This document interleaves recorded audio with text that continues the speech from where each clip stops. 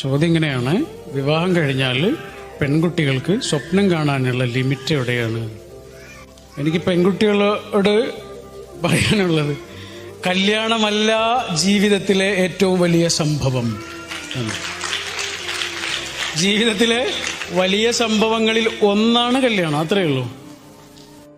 അല്ലാതെ കല്യാണം കഴിക്കാൻ വേണ്ടിയിട്ട് ഭൂമിയിലേക്ക് വന്ന ആൾക്കാരൊന്നും അല്ല നിങ്ങൾ ഈ ഭൂമിയിലേക്ക് വന്നത് നിങ്ങളാകുവാനാണ് കേട്ടാ.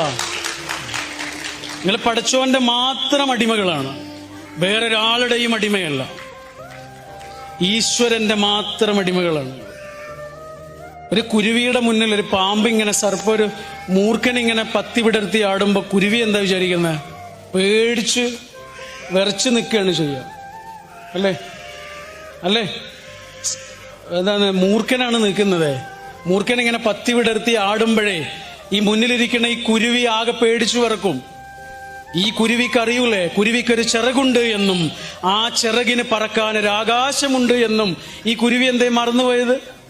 സ്വന്തം ആകാശം ഒരു കുരുവി തിരിച്ചറിഞ്ഞാൽ ഈ പാമ്പിനിങ്ങനെ വെറുതെ ആടാൻ മാത്രമേ കഴിയൂ, വെറുതെ ഇങ്ങനെ ആടാൻ മാത്രമേ കഴിയുള്ളൂ, നോക്കി നിൽക്കാനേ കഴിയുള്ളൂ.